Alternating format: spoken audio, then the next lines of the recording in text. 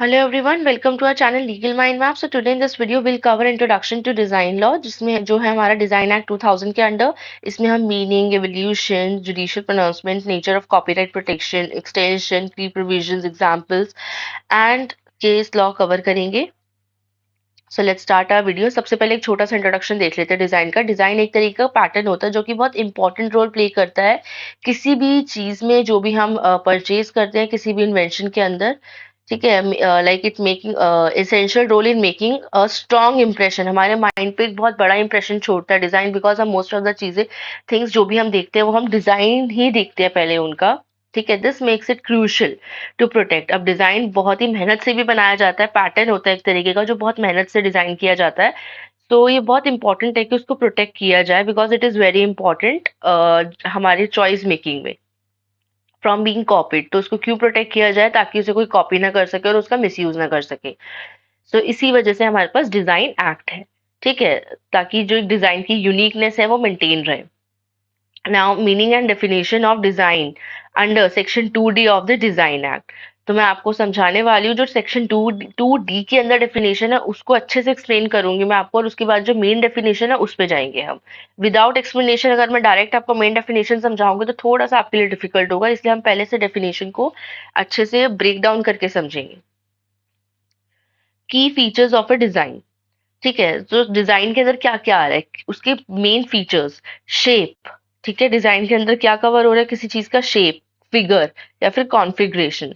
This refers to the physical attribution और visual form, कि एक डिजाइन किस तरीके का दिख रहा है, उसकी शेप क्या है. ठीक है, of an article that gives it distinctive appearance, कि अलग तरीके का उसे दिखा रही है, अलग तरीके की अपीयरेंस दे रही है उसको, अलग तरीके का दिख रहा है वो. जैसे एग्जांपल ले लेते हैं हम, the rounded edge of a smartphone. एक स्मार्टफोन है, उसका राउंडेड एज. ठीक है, so the unique contour of a perfume bottle. Perfume bottle का तो बहुत ऐसा एग्जांपल है जो हम most of the people perfume bottle की तरफ अट्रैक्ट होते हैं उसके शेप को देखकर, और तब उसे परचेज करते हैं. और the elegant curve of the modern sofa.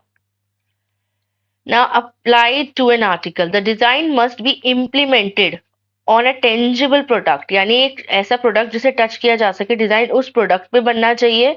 And to make it visually appealing and usable, ताकि हम उसे यूज कर सके, उसे टच कर सके, उसे विजुअली देख सके. ठीक है, इट्स वेरी इंपॉर्टेंट, वरना क्या काम उस डिजाइन का. जैसे एग्जाम्पल है floral pattern, floral patterns embossed on ceramic plates, या फिर decorative textures added to a wallpaper. Now created through an industrial process. अब डिजाइन के लिए बहुत इंपॉर्टेंट है कि वो किसी इंडस्ट्रियल प्रोसेस के थ्रू क्रिएट किया जाए. ठीक है, यानी कि एक जो मेथड है उसका, यानी डिजाइन का मेथड, वो बहुत इंपॉर्टेंट है. ऐसे नहीं कि नॉर्मल तरीके से बना दिया उसको. It can be made through like manual way, mechanical वे, या फिर केमिकल प्रोसेस, या फिर इन सबको मिक्स करके भी बनाया जा सकता है मल्टी प्रोसेस से, अलग अलग प्रोसीजर से. तो एग्जाम्पल है जैसे mass production of a shoe. Mass production of shoes with unique patterns using a moulding process. Shoes का मास प्रोडक्शन है, यूनिक पैटर्न्स के से बनाया जा रहा है उसको मोल्डिंग प्रोसेस के थ्रू. और engraving design on metal jewellery through laser technology. से टू एग्जाम्पल्स मैंने दिए आपको जो बता रहे हैं कि किस तरीके से वो डिजाइन बनाया गया है. ठीक है, तो ये भी कवर होगा हमारा डिजाइन एक्ट में. Now must appeal to the eye. जो डिजाइन है वो अपीलिंग होना चाहिए आई के लिए, बहुत अच्छा, मतलब आई को अच्छा लगना चाहिए वो. So design must enhance the products aesthetic value and be visually appealing to the consumer. Example है, a car with a sleek and stylish body design that attracts buyer, or uniquely shaped lamp that adds to the decor of a room. So these are the examples. सो ये हम मैंने आपको definition जो है design की अच्छे से cover करा दी, अच्छे से समझा दी है. अब हम इस पे आते हैं. जो एक्सक्लूजन है, जो डिजाइन के अंदर नहीं आ रहा है, फिर वो है modes of construction. The method और प्रोसेस और ऑफ बिल्डिंग और assembling something is not considered a design. यानी कोई मेथड है, कोई प्रोसेस है जो किसी चीज को बना रहा है या असेंबल कर रहा है, ठीक है, उसे डिजाइन में कंसिडर नहीं करेंगे। मींस बना रहा है या फिर असेंबल कर रहा है तो कोई अलग तरीका नहीं होगा, उसे हम नहीं डिजाइन में कंसिडर कर सकते, बिकॉज ये बहुत लोग कर सकते हैं उस तरीके से। एग्जाम्पल है जैसे कि the structural framework of a bridge, अगर एक ब्रिज का बनाने का तरीका, ठीक है, और way of machines internal parts are assembled, एक मशीन के इंटरनल पार्ट्स को असेंबल करने का तरीका, तो इसे हम डिजाइन में नहीं काउंट कर सकते हैं। Now mechanical devices, functional mechanical components are excluded. जो फंक्शनल मैकेनिकल कंपोनेंट्स है उन्हें एक्सक्लूड किया गया है, यानी कि ऐसे मैकेनिकल कंपोनेंट्स, ऐसी चीजें, ऐसी डिवाइसेस जिनका काम सिर्फ चीजों को कराना है, ठीक है, ना कि अच्छा दिखना, जो कि they serve a utilitarian purpose rather than an aesthetic one. उनका एस्थेटिक होना जरूरी है ही नहीं। जैसे एक कोई गियर है, ठीक है, the gear in a clock, जो क्लॉक के अंदर मशीन डलती है ताकि क्लॉक का जो हैंड्स है, हमारे मिनट और आवर हैंड्स है, सेकंड हैंड्स है, ये चल पाए ठीक से। तो वो गियर का काम क्या होता है? उस गियर का काम है कि क्लॉक ठीक से फंक्शन करे, ना कि अच्छी दिखे। क्लॉक की बनावट, क्लॉक का जो तरीका होगा, बाहर का जो होगा, वो एस्थेटिक दिखना जरूरी है, ना कि अंदर की मशीनरी जो छुपी हुई है ऑलरेडी। ठीक है, सो ये चीजें भी जो अंदर की मशीनरीज है वो भी डिजाइन में काउंट नहीं होगी। Then part of a trademark or artistic work. If a design is a part of registered trademark, अगर जो डिजाइन है वो एक रजिस्टर्ड ट्रेडमार्क का पार्ट है और प्योरली एस्थेटिक है, so it is not consider a design under the act, तो उसे हम डिजाइन नहीं मानेंगे इस एक्ट के अंदर। ठीक है, क्योंकि वो प्योरली सिर्फ दिखने की चीज है, एस्थेटिक है उसका व्यू अपेयरेंस, एंड वो ऑलरेडी किसका पार्ट है? रजिस्टर्ड ट्रेडमार्क का पार्ट है। जैसे एग्जांपल है द मैकडोनल्ड्स लोगो, जो कि ट्रेडमार्क के अंडर रजिस्टर है, और दी मोनालिसा पेंटिंग आर्टिस्टिक वर्क है, वो भी ट्रेडमार्क में रजिस्टर है। Now, important points to remember, a design must focus on the visual appearance, जो दिख सके, हमें अच्छे से उसकी appearance दिख सके, shape दिख सके, उस डिजाइन उस पर फोकस होना चाहिए, and it must be applied to a product through industrial process। तो industrial process मैंने आपको समझाया हुआ एक process होता है जिसके थ्रू उसको बनाना है, the method of making it, and the design should not include functional, जो अभी हमने ऊपर पढ़ा, फंक्शनल चीजें इंक्लूड नहीं होनी चाहिए डिजाइन में, मैकेनिकल चीजें यूज नहीं होनी चाहिए डिजाइन में, और ट्रेडमार्क एस्पेक्ट्स नहीं होने चाहिए। अगर ये तीन चीजें होती है तो हम डिजाइन में काउंट नहीं करेंगे, और अगर ये तीन चीजें नहीं है तो it we can consider it in design. Okay, now the main definition of design, जो मैंने आपको अभी ऊपर एक्सप्लेन किया 2-3 स्लाइड्स में अंडर सेक्शन 2D, तो मैं आपको सिर्फ ये पढ़ के बता रही हूँ बिकॉज मैं आपको ऑलरेडी एक्सप्लेन कर चुकी हूँ उसको अच्छे से ब्रेक डाउन करके। A design refers to the feature of shape, figure, or configuration applied to an article. This design must be created through an industrial process such as mechanical, manual, chemical, or a combination of these methods. The design must appeal to the eye when looking at the finished product. However, certain things are not considered a design under this definition. Modes of construction, how something is built, यानी कि mechanical devices, any feature that is part of a trademark or artistic work. So ये सारी चीजें हम अभी पीछे की slide में सब अच्छे से पढ़ चुके हैं और अब आप रिलेट कर पा रहे होंगे, दैट इज वाई मैंने इसे ब्रेक डाउन किया था। नाउ एग्जाम्पल समझते हैं हम। Covered under the act, a unique pattern on a vase that enhances its appearance। एक vase है फॉर एग्जाम्पल, ठीक है, और उसमें ना कोई यूनिक पैटर्न है, कोई भी पैटर्न है जो बहुत यूनिक है, ठीक है, not covered under the act. A machines internal mechanisms और लोगो यूज्ड एज ट्रेडमार्क, ठीक है, एंड एवोल्यूशन, ये तो देखो ये चीज कवर हुई थी एक्ट में। मैं आपको बता दूं अगर आपको कंफ्यूजन हो रही है तो, ये जो चीज है ना कवर अंडर द एक्ट, जो पैटर्न है ना ग्लास का, इसका वास का यूनिक पैटर्न, ये कवर्ड है। अब ये बात कर रहे हैं हम जो चीज एक्ट के अंदर कवर्ड नहीं है वो, ठीक है, सो प्लीज कंफ्यूज मत होना। अब अ मशीन्स इंटरनल मैकेनिज्म, मशीन का इंटरनल मैकेनिज्म है, वो हम नहीं हो सकता, वो कोई भी मशीन है वो अंदर से कैसे चल रही है, कैसे फंक्शन कर रही है, वो हम कवर नहीं करेंगे डिजाइन में। और अ लोगो यूज्ड एज ट्रेडमार्क, कोई लोगो है जिसे ट्रेडमार्क की तरह भी यूज किया गया है, जैसे हमने मैकडॉनल्ड्स का एग्जांपल लिया था, तो उसे भी हम डिजाइन में नहीं काउंट करेंगे। Evolution of design protection law in India, ठीक है, अब ये हम समझेंगे। There is some mistake in formatting, that's why ये एक साथ एक ही पैराग्राफ में आ रहा है। ठीक है, so the need to protect design began as early as the 18th century. तो जो डिजाइन की जो नीड थी ना, एवोल्यूशन कहाँ से स्टार्ट हुआ था, तो डिजाइन को प्रोटेक्ट करने की जो नीड थी ना, वो कब बिगेन हुई थी, 18th सेंचुरी में। So India introduced the Pattern and Design Protection Act in 1872। तो 1872 में ही डिजाइन का लॉ आ गया था। So which allowed inventors to have exclusive rights to their design for the limited time। तो इन्वेंटर्स को राइट मिला था, एक्सक्लूसिव राइट था उनके पास, जिन्होंने डिजाइन बनाया है, जिन्होंने डिजाइन इन्वेंट किया है, कि वो एक लिमिटेड टाइम के लिए उस डिजाइन को किसी को कॉपी नहीं करने दे सकेंगे, उनका डिजाइन जो है वो प्रोटेक्टेड होगा। Here is a timeline of major developments। ये टाइमलाइन है। 1872 में आया था the patterns and design protection act. Then 1888 में आया था दिस एक्ट वाज रिप्लेस्ड। तो ये जो 1872 का एक्ट था वो रिप्लेस हुआ था by the invention and design act. Then 1907 में India adopted the British design and patent act which became the foundation of the Indian Patents and Design Act 1911।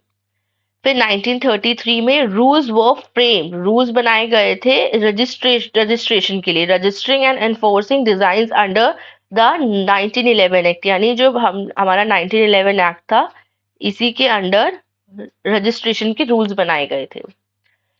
Then 2000 में the Design Act 2000 came into force. A major change was the exclusion of artistic works from the design, so from the definition of design. Artistic works are now protected under the Copyright Act। तो ये एक major change था artistic work के लिए, जो art बनाया जाता है, कि अब वो आर्टिस्टिक वर्क जो है वो कॉपीराइट के अंडर प्रोटेक्ट होंगे, copyright act 1957 instead of design act. तो आई होप आपको ये पूरा टाइमलाइन क्लियर हो गया होगा। ठीक है, now come to the judicial pronouncement. Artistic works and the design act. There was often confusion about whether artistic works should be protected under the Design Act or the Copyright Act or not। ठीक है, ये confusion रहा है हमेशा कि design act के under, जिसको artistic work क्या होता है, कोई पेंटिंग हो गई, कोई आर्ट का वर्क हो गया, हाथ की कारीगरी, या फिर कुछ ऐसा वर्क हो गया जिसमें बहुत आपका क्रिएटिविटी की जरूरत है, तो ये जो है ये कॉपीराइट में रहा है या नहीं रहा है। सो इन microfibre versus Girdhar Corporation and another, the Delhi High Court clarifies this issue. If an artistic work like painting is purely for decorative purpose, अगर एक artistic work है जैसे painting हो गई, वो सिर्फ decorative purpose के लिए है, तो उसे हम protect करेंगे under the Copyright Act। ठीक है, if an artistic work is applied to industrial products like pattern और fabric, अगर ऐसा artistic work है जिसे हमने इंडस्ट्रियल मेथड से बनाया है, प्रोसीजर से बनाया है, जो प्रोसीजर्स में काउंट हो रहा है, वरना आपके डेफिनेशन में भी था, तो वो जो तरीके से पैटर्न बनाया गया है अगर, तो उसे हम काउंट करेंगे डिजाइन एक्ट में। तो ये एक मेजर डिफरेंस है, ये मेजर क्वेश्चन है, और ये आपसे एग्जाम में पूछा भी जा सकता है, तो इसे ध्यान से समझ लीजिएगा। एग्जाम्पल से और समझा देती हूँ मैं आपको। अ पेंटिंग, ठीक है, displayed in an art gallery, एक पेंटिंग है जो आर्ट गैलरी में डिस्प्ले हो रही है और उस is protected under the copyright act. एक पेंटिंग है जिसे हम सिर्फ एक आर्ट गैलरी में रख रहे हैं, जस्ट बस देखने के लिए, उसे और किसी चीज के लिए यूज नहीं कर सकते, you can just see it, तो उसे हम कॉपीराइट एक्ट में लाइक काउंट करेंगे। और वो सेम पेंटिंग अगर लाइक प्रिंट की जा रही है टी शर्ट पे, या फिर उसे बेचने के लिए यूज किया जा रहा है, आगे चल के उसे उसका बिजनेस बढ़ाने के लिए यूज किया जा रहा है, उसे कमर्शियल पर्पस के लिए यूज किया जा रहा है, तो उसे हम डिजाइन एक्ट में काउंट करेंगे। तो इस चीज को समझना बहुत जरूरी है कि व्हाट इज द डिफरेंस। अगर वो चीज आगे जाके इंडस्ट्रियल यूज ले रही है, एक उसका मेथड है, जैसे अब वो पेंटिंग है, अब वो अगर टी शर्ट से प्रिंट होना शुरू होगी, तो definitely the person is not going to make the painting on all the T shirts like through hand.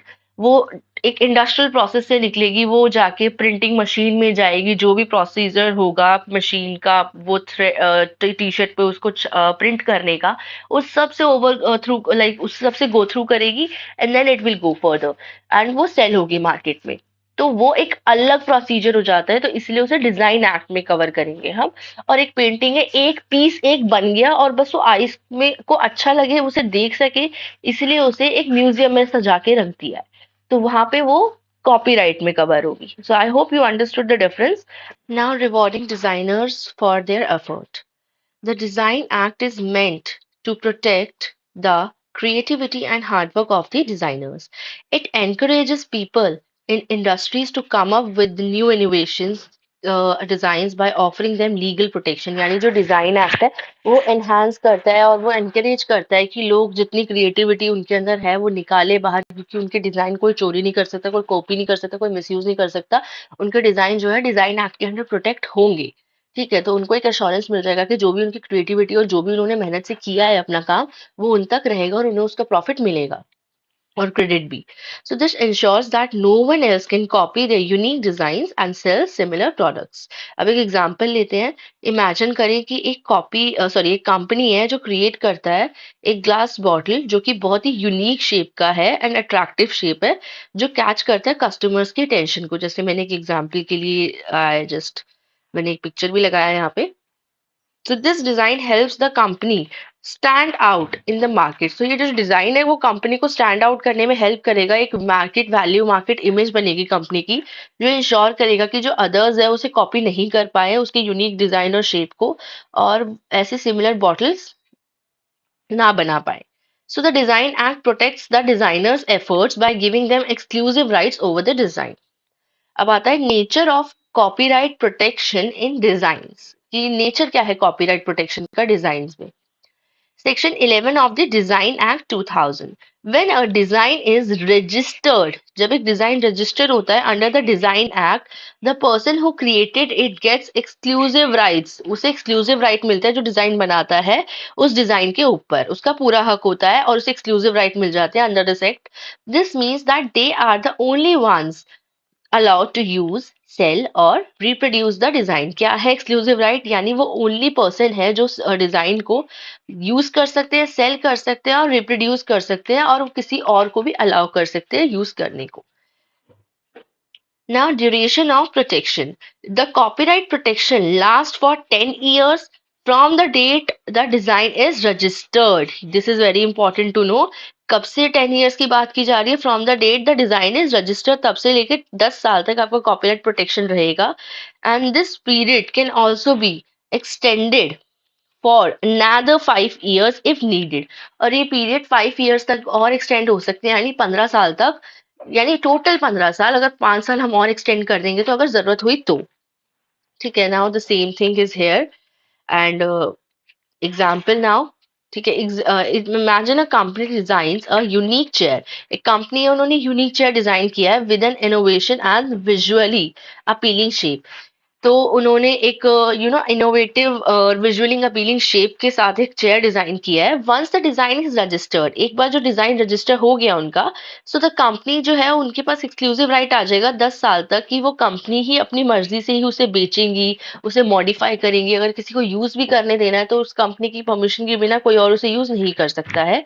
ठीक है, it can apply for an extension, अगर वो चाहे तो वो एक्सटेंशन के लिए भी अप्लाई कर सकती है, granting it an additional 5 years of protection. तो उन्हें 5 साल की और ज्यादा प्रोटेक्शन मिल जाएगी 10 साल के बाद भी, which will be like total 15 years। 10 years जो पुरानी मिल ही रही थी उनको ऑलरेडी, और 5 साल जो उन्होंने एक्सटेंड कर दी, सो उनके पास जो टोटल प्रोटेक्शन हो जाएगी वो हो जाएगी 15 years की। सो की provision of design act. The Design Act 2000 introduced several important provisions to modernize and strengthen the protection of industrial design in India. So let's see them. Expanded definitions. The act provides broader definition, यानी कि act जो है काफी ज्यादा इसमें और भी चीजें आ गई है, डेफिनेशन अगर बड़ी हुई है, काफी चीजें जुड़ी हैं। So the act provides broader definition for terms like article, any product, design, shape, pattern and configuration, and introduce a new definition for original design. तो ये डेफिनेशन अभी हम पढ़ के आए हैं अभी स्टार्टिंग में वीडियो की। सो एग्जाम्पल है जैसे कि एक न्यू डिजाइन है और water bottle with unique shape and pattern falls under the expanded definition of a design. तो ये definition I already covered in the beginning of the video, so that is why मैं इसको बहुत ज्यादा अच्छे से इलैबोरेट करके अभी इस स्लाइड में नहीं एक्सप्लेन कर रही हूँ, क्योंकि मुझे पता है कि I am gonna repeat all that thing.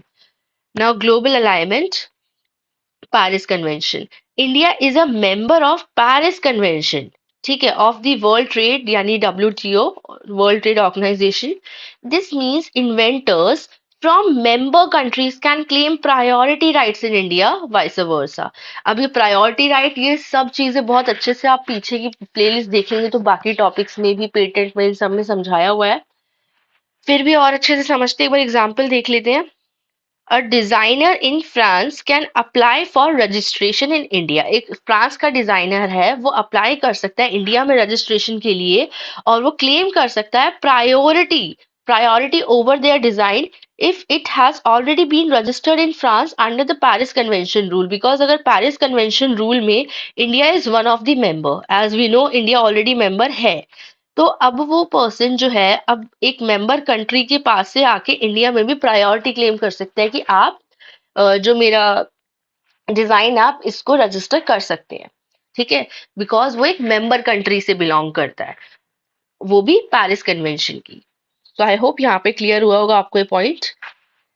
Now, delegation of powers, यानी किस तरीके से पावर डिवाइडेड है. The act allows the controller of designs to delegate some of their powers to other officers and provides clear instructions about the statutory duties of examiners.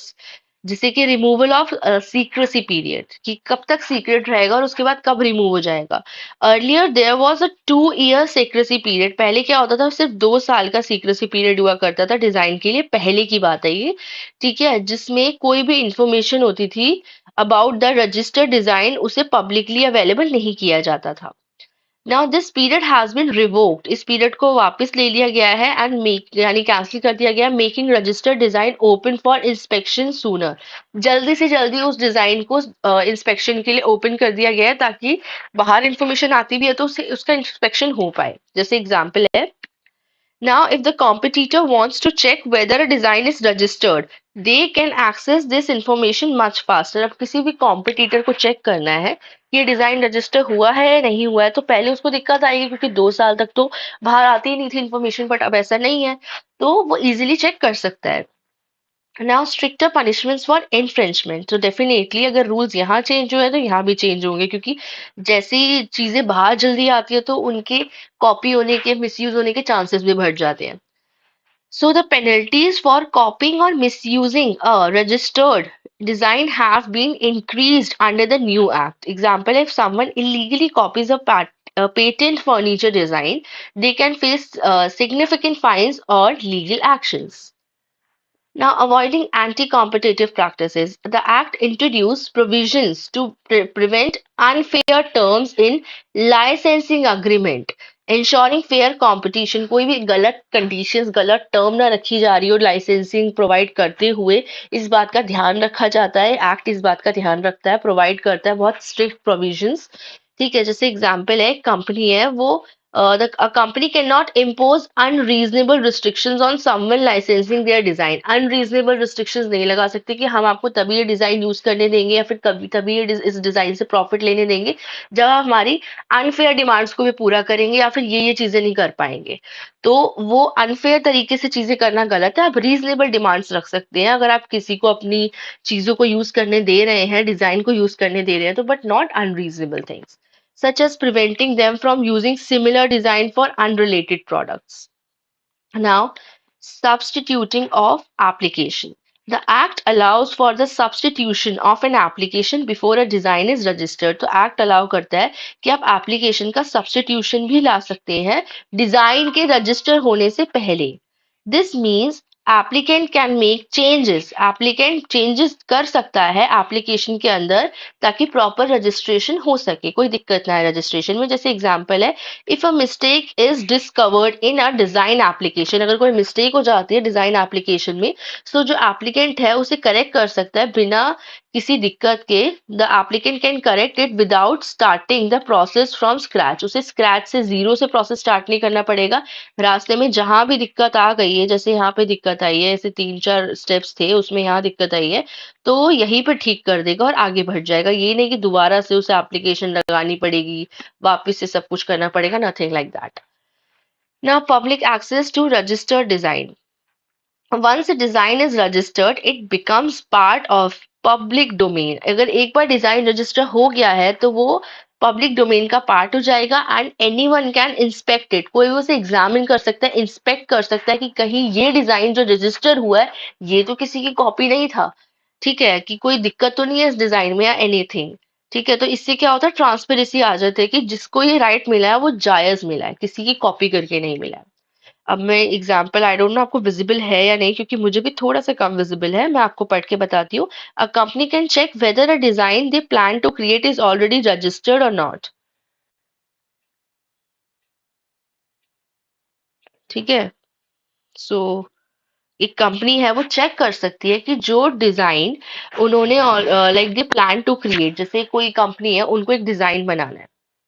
ठीक है, एक company है, मैं यहाँ एग्जांपल लेके समझाती हूँ आपको इसका। ये सी इज अ कंपनी, इसको एक डिजाइन बनाना है, तो अब ये क्या करेगी, ये जाके चेक कर सकती है कि जो डिजाइन इसके दिमाग में है, जो आइडिया इसके पास है, वो किसी ने ले रखा, एक मिनट, वो रजिस्टर्ड है तो नहीं, वो ऑलरेडी अवेलेबल तो नहीं है पब्लिक डोमेन में, या फिर वो किसी का किसी ने उसके ऊपर ऑलरेडी डिजाइन एक्ट के अंडर प्रोटेक्टेड तो नहीं है कुछ भी, लाइक वो ऑलरेडी प्रेजेंट तो नहीं है, किसी और ने तो नहीं बना रखा वो डिजाइन, और उनका डिजाइन किसी से सिमिलर तो नहीं है।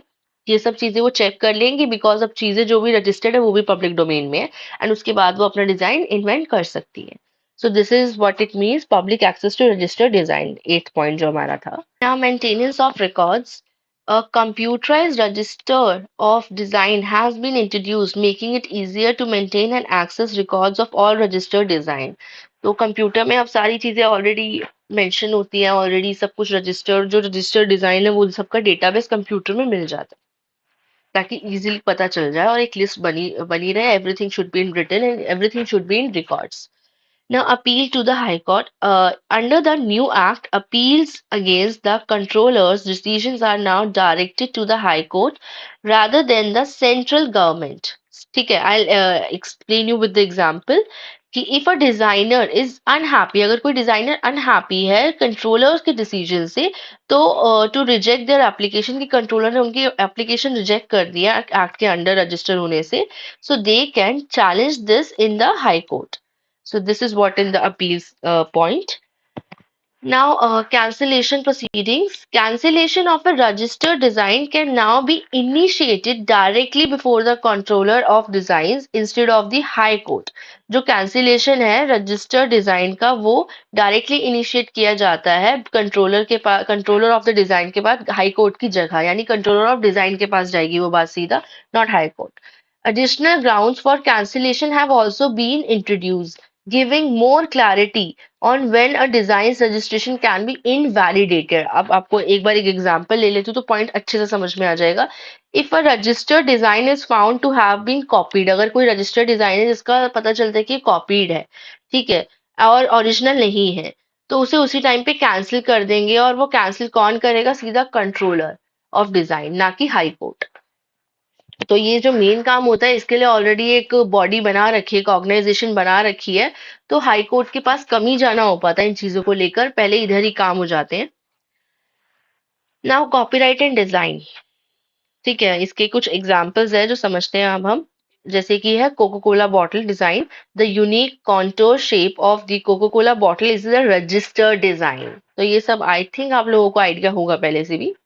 ठीक है, so Coca-Cola has exclusive rights to use the shape for their bottle. If another company tries to replicate this is the exact design, it would infringe on Coca-Cola's copyright. तो Coca-Cola की जो pattern है ना, अगर आपने कभी देखा Coca-Cola की जो दैट 1020 वाली एक बॉटल आती है कांच की स्पेशली, तो उसका जो पैटर्न है, I forgot to paste the picture here. तो वो जो पैटर्न है वो कॉपीराइट है, और वो कोई और कंपनी नहीं बना सकता है वैसा बॉटल, उस शेप का बॉटल या फिर उस पैटर्न का, उस डिजाइन का, पर्टिकुलर डिजाइन का बॉटल नहीं बना सकता, अदरवाइज वो इन्फ्रेंचमेंट में काउंट हो जाएगा। ठीक है, so how the act applies. Coca-Cola's bottle design is protected under the Design Act for 10 years, and they can apply for an extension of 5 more years to retain exclusive rights. Now, expanded definition of design example से समझ लेते हैं। जैसे Apple का iPhone है वो design है, ठीक है, वो भी एक तरीके का। So the sleek design and curved edges of the iPhone are registered under the design laws. Apple ensures that the visual appeal, जो एप्पल की एक विजुअल अपील है, ठीक है ना, जो भी एप्पल जैसे बना हुआ है, तो उसका जो विजुअल अपील है of their product is protected, तो उनका जिस तरीके से वो दिखता है वो प्रोटेक्टेड रहना चाहिए, वो डिजाइन कोई और उसे कॉपी ना करे, ठीक है, ताकि कोई और उसके जैसा सिमिलर फोन एकदम सेम टू सेम ना बना पाए। ओके, एप्पल अपना एक अलग से यूनिक तरीके से मार्केट में रहे। Now, how the Act applies: the shape and configuration of the iPhone fall under the definition of design as it appeals to the eye and is used in industrial production. So, Apple is one of the, strong example in this. Now, global alignment, Paris Convention की अगर हम बात करें तो Louis Vuitton handbags. Louis Vuitton is a Paris-based luxury brand. ठीक है, their unique handbag patterns and designers are protected in multiple countries, including India, under the Paris Convention. So, how the act applies: Louis Vuitton can claim priority. ठीक है, तो जो ये brand है ये priority claim कर सकता है right in the India for a design there registered in France, अगर उन्होंने वही डिजाइन फ्रांस में भी रजिस्टर किया है तो। बिकॉज क्यों? क्योंकि ये पेरिस कन्वेंशन के अंडर है, जैसे ये है पेरिस कन्वेंशन, और अब इसकी जितनी भी मेंबर्स कंट्री, जैसे one of the member country India है, one of the member country France है, फिर कोई और कंट्री है, देन कोई और कंट्री है, तो अगर एक फ्रांस का डिजाइनर है तो प्रायोरिटी क्लेम कर सकता है इंडिया में भी, और या फिर वो किसी भी और कंट्री में जाना चाहे जो पेरिस कन्वेंशन से जुड़ी हुई, तो उनमें भी उसे प्रायोरिटी मिल जाएगी। ये फायदा होता है मेंबर्स कंट्री वालों को। So stricter punishment for infringement. Crocs versus Bata, 2018 का ये केस है। Crocs the footwear company filed a case against Bata for copying their unique cloth design. Crocs alleged that Bata infringed on their registered design. तो बाटा ने जो Crocs का design है वो इन्फ्रेंच किया था, बाटा ने उनका डिजाइन चुराया था, ऐसा क्रॉक्स का कहना था इस केस में। Registered design by producing and selling clocks, क्योंकि बाटा ने जो एक क्लॉक्स निकाले थे विद सिमिलर अपीयरेंस, वो एकदम क्रॉक्स के डिजाइन जैसे ही थे। सो इसमें कैसे एक्ट अप्लाई हुआ? Under the design act Crocs had exclusive right, तो डिजाइन एक्ट में क्रॉक्स को एक्सक्लूसिव राइट मिला हुआ था कि उनका जो क्लॉथ डिजाइन है वो कोई कॉपी ना करे, बट बाटा ने ऐसा किया, इसलिए बाटा को इन्फ्रिंजमेंट में काउंट किया गया, बाटा के इस एक्शन को। So the court impose strict penalties, तो कोर्ट ने क्या किया? स्ट्रिक्ट पेनल्टीज लगाई बाटा के ऊपर for infringing Crocs registered design. Now public access to registered design. अब example again, Lenskart Eyewear Designs. Lenskart registered the designs of their unique glasses frame. तो जो Lenskart है उन्होंने रजिस्टर किया है डिजाइन अपने यूनिक ग्लासेस फ्रेम्स का, and these designs are available in public domain, ये डिजाइंस पब्लिक डोमेन में भी अवेलेबल है। जो कॉम्पिटिटर्स है वो चेक कर सकते हैं डेटाबेस को, ताकि वो इंश्योर कर सके कि वो इस सेम डिजाइन ना बना रहे हो, और लाइक उनका कोई भी एक्शन इन्फ्रिंज ना कर रहा हो उस पॉलिसी को। So not infringing on registered design. How this act applies: anyone interested in creating a similar design, अगर कोई भी पर्सन ऐसा सिमिलर डिजाइन बनाना चाहता है ग्लासेस का, जैसा इस केस में दिखा रखा है लेंसकार्ट ने बनाया है, सो वो पहले इंस्पेक्ट करेगा, पहले वो चेक करेगा कि ये डिजाइन रजिस्टर्ड है तो नहीं, और अगर ये डिजाइन रजिस्टर्ड है तो वो नहीं बना सकता, वो कंफर्म करके बनाएगा ताकि उसको आगे चल के पेनल्टीज का सामना ना करना पड़े। Now cancellation of registered design, one of again एक केस लॉ का एग्जांपल लेते हैं हम कैंसिलेशन और रजिस्टर्ड डिजाइन को समझने के लिए। Whirlpool versus Videocon. सो कैसे रजिस्टर्ड डिजाइन कैंसिल हुआ इस केस के through? Whirlpool registered a design for its washing machines, और जो वीडियोकॉन था उसने चैलेंज किया कि ये जो डिजाइन है वो आपका कोई ओरिजिनल डिजाइन नहीं लग रहा है, और दूसरा ये सिमिलर है पुराने डिजाइन से। So, Videocon initiated cancellation proceedings before the controller of designs, और उन्होंने आर्ग्यू किया कि वर्पूल्स का जो डिजाइन है वो मीट नहीं कर रहा है ओरिजिनलिटी का criteria. So this demonstrate the importance of originality in design registration. Now, Philips versus Amazfit. Philips registered the design of its unique electric toothbrush handles. Now, if Philips tried to use their registered design to create unfair rules, तो Philips ने अपना unique जो electric toothbrush था handles वो उन्होंने design act में cover करवाने के लिए मतलब प्रोटेक्ट करवाया। और अब जो है फिलिप्स ट्राई करता है अगर कि उसे कुछ ऐसे अनफेयर रूल सेट करने के लिए जो मार्केट के लिए अच्छे नहीं है तो वो उसे अलाउड नहीं है।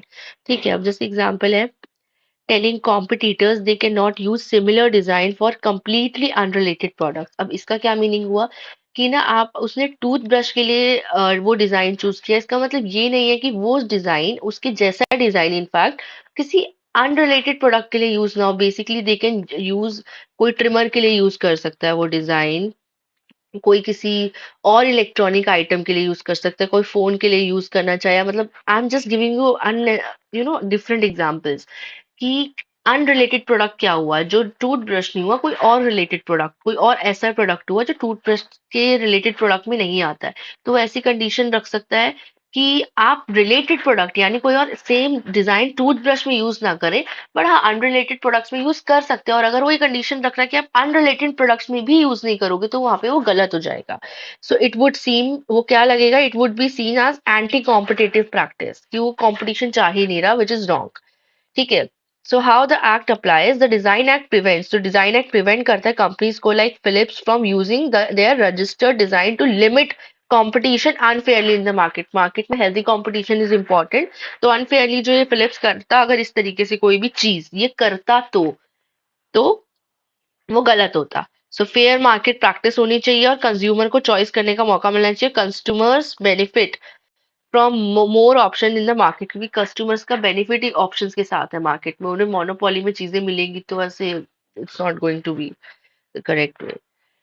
Now artistic work versus industrial design, example क्या है, microfibre versus Girdhar Corporation. In this case, microfibers claim their floral pattern on fabric were artistic work। ठीक है, तो माइक्रोफाइबर्स ने क्लेम किया कि उनका जो फ्लोरल पैटर्न है ना फैब्रिक के ऊपर, ठीक है, वो एक आर्टिस्टिक वर्क है। क्या है? Artistic work. नाउ जो गिरधर है कॉर्पोरेशन, उन्होंने आर्ग्यू किया that the designs were industrial and not eligible for protection. जो डिजाइन है वो इंडस्ट्रियल है, वो एलिजिबल नहीं है प्रोटेक्शन के अंडर कॉपीराइट एक्ट में। कैसे एक्ट अप्लाई हुआ इसमें, the Delhi high court clarify that the artistic work used in industry, जो आर्टिस्टिक वर्क इंडस्ट्री में यूज किया जाता है जैसे कि fabric production, are protected under the design act, वो भी डिजाइन एक्ट का ही पार्ट है। While purely artistic work like जैसे कि पेंटिंग हो गई वो एक्सक्लूड किए जाते हैं। ठीक है, so that is how this जो रूल था इस केस से क्लियर हुआ। नाउ सीक्रेसी पीरियड रिवोक, यानी यूनिक फर्नीचर था इसमें, क्या था केस लॉ की सीक्रेसी पीरियड रिवोक करने का क्या था, unique furniture designs by Pepperfry. If Pepperfry registers a unique furniture designs, competitors can inspect the design details without waiting for a 2-year secrecy period। तो अब अगर रिवोक हो ही गया सिक्रेसी पीरियड तो कॉम्पिटिटर्स 2 साल का वेट नहीं करेंगे, वो पहले ही देख लेंगे कि ये डिजाइन रजिस्टर्ड है या नहीं। नहीं रजिस्टर्ड है तो they can also make the similar one, और इट इज रजिस्टर्ड तो they can not make the similar one in the related product especially। So now how the act implies, the removal of secrecy period ensures transparency। Transparency है allowing competitors to innovate without accidentally infringing on registered। So that's it in this video। I hope आपको video समझ आया होगा, पसंद आया होगा। There are lots of case laws जिनका मैंने एग्जाम्पल दिया है इस वीडियो में, मैंने बट उन्हें इतना एलैबोरेट नहीं किया बिकॉज हम हर पॉइंट पे एक केस लॉ को पढ़ रहे थे जिसमें मुझे शॉर्ट में ही उसको समझाने की नीड फील हुई। सो आई होप आपको हर पॉइंट क्लियर हुआ होगा। बाकी कोई भी अगर डाउट है और any improvement you want from us तो आप प्लीज उसे कमेंट बॉक्स में लिख दीजिएगा। Please don't forget to subscribe our channel, like and share our video. Thank you.